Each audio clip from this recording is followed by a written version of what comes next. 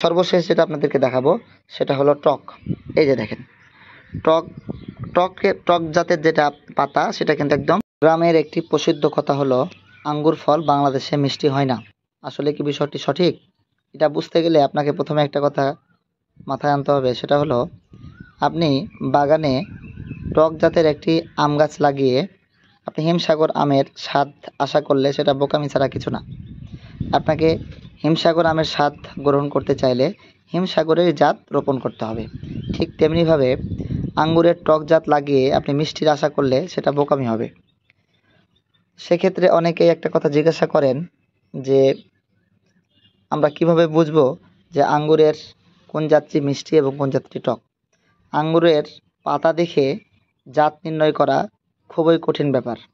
তবে আঙ্গুর গাছের পাতা দেখে টক জাত নির্ণয় করাটা সহজ। যে এই পাতার শেপ এরকম হলে সেটা টক হবে এবং এরকম না হলে মিষ্টি হবে। তবে সেটা কোন জাতের হবে এটা নির্ণয় করা কঠিন। সেক্ষেত্রে আমি আপনাদেরকে 10টি জাতের, এই যে এখানে আমি 10টি জাতের পাতা নিয়েছি, 10টি জাতের নাম বলবো এবং কোনটা মিষ্টি কেমন এবং কোনটা টক সেটাও আপনাদেরকে বলবো। ভিডিওটি শেষ পর্যন্ত দেখবেন। আমি প্রথমেই এই পাতাটি দেখাই। পাতার শেপ দেখলে বুঝতে পারছেন কেমন যেন একটু খাঁচকাটা ভাগ দেখতে পাচ্ছেন। এটা হলো মালয়েশিয়ান জাতের একটা আঙ্গুর, এটাও কিন্তু অনেক মিষ্টি হয়ে থাকে। তারপরে যেটা দেখাবো ভাইরাল একটা জাত বর্তমানে, সামার ব্ল্যাক, কালো হয়ে থাকে আঙ্গুরটা, খুবই সুন্দর, বাংলাদেশে ফলন হচ্ছে খুব ভালো। এই যে এই পাতার শেপটা দেখলে আপনারা বুঝতে পারছেন এটা একটু কিন্তু অন্যান্য পাতার তুলনায় এটা একটু সবুজ বেশি। তারপরে যেটা আপনাকে দেখাবো ব্ল্যাক ম্যাজিক, বাংলাদেশে বাণিজ্যিকভাবে অনেকে চাষ করছে। এটার শেপটা দেখেন প্রায় সব সেম কিন্তু একটা কমন যেটা সেটা হলো খাঁচকাটা, প্রতিটা পাতার সাইড দিয়ে কিন্তু খাঁচকাটা আছে। তারপরে আপনার যেটা দেখাবো সবুজ জাতের হয় লম্বা আঙ্গুর, গ্রিন লং, এটাও কিন্তু দেখেন এটাও খাঁচকাটা। তারপরে যেটা দেখাবো অ্যালাইস ওয়ান্ডারল্যান্ড, এটাও দেখেন এটাও কিন্তু সব দিকেই খাঁচকাটা। তারপরে যেটা দেখাবো বাংলাদেশের ব্যাপকভাবে এটা প্রসিদ্ধ অর্জন করেছে সেটা হলো বাইকুনুর।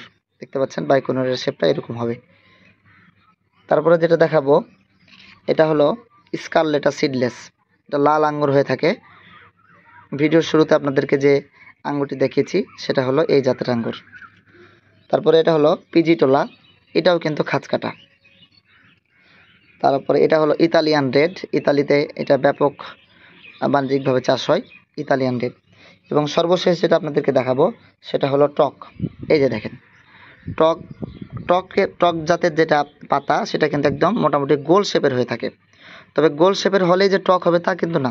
গোল শেপের যেমন জয় সিডলেস, এটা কিন্তু গোল শেপের, এরকমই গোল শেপের হয়ে থাকে কিন্তু এটা কিন্তু ভালো মিষ্টি। তবে এটা আপনি ধরে নিতে পারেন যে টক হলে, গোল পাতা হলে টক হওয়ার সম্ভাবনা আছে। তবে এইরকম পাতা হলে, এরকম খাঁচকাটা পাতা হলে সেটা কিন্তু মিষ্টি হওয়ার সম্ভাবনা আছে। যেই জাতি হোক না কেন মিষ্টি হবে, এটা মোটামুটি আপনারা আইডিয়া করে নিতে পারেন। দেখেন মিষ্টি যেগুলো জাত সবগুলোই কিন্তু খাঁচকাটা, কিন্তু টক যেটা দেখেন এটা কিন্তু গোল শেপের। সুতরাং এইটা আপনারা খেয়াল করলেই আপনারা মোটামুটি টক জাতটা বের করে নিতে পারবেন। যদিও ব্যতিক্রম দু চারটা জাত আছে, তারপরেও মোটামুটি একটা ধারণা পাবেন। ভিডিওটি ভালো লাগলে অবশ্যই লাইক কমেন্ট করবেন এবং শেয়ার করতে ভুলবেন না। সবাই ভালো থাকবেন। আসসালামু আলাইকুম।